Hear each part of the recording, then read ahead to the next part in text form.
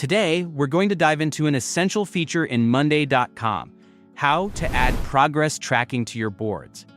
If you're looking to streamline your project management process and keep track of your tasks more effectively, this video is for you.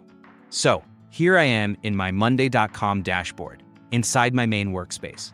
Now, let's go ahead and add those progress trackers.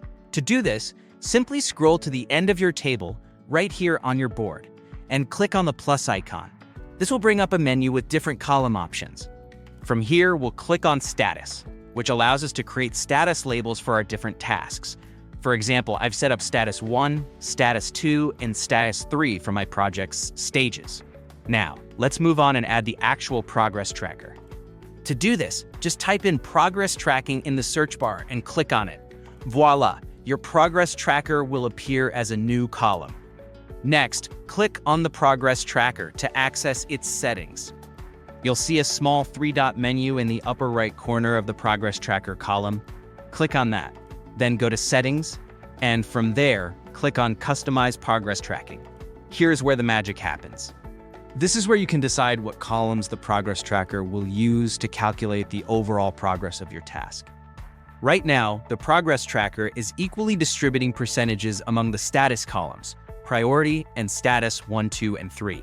But you can customize these percentages to reflect the importance of each stage in your workflow. For example, let's say you want status 1 to be worth 30%, status 2 to be worth 10%, and status 3 to be worth 25%. You can simply type in these values, and the progress tracker will automatically adjust. Remember, the total must add up to 100%. So, if we change status 1 to 30%, status 2 to 10%, and status 3 to 25%, we still have 35% left to distribute. Let's go ahead and set that up now. After adjusting the values, click Save, and now you're ready to track your progress. When you update the status of your tasks, the progress bar will reflect those changes. For example, if I change the status of a task to Done, it will add the corresponding percentage to the progress tracker. Let's see, once I mark this as done, the progress bar will jump by 15%. If I mark another status as done, it will add another percentage, and so on, until it adds up to 100%. What's great about this system is that you can have separate progress bars for different tasks or workflows. If you change the status of a different task, its progress tracker will update independently, making it easier to track multiple tasks at once.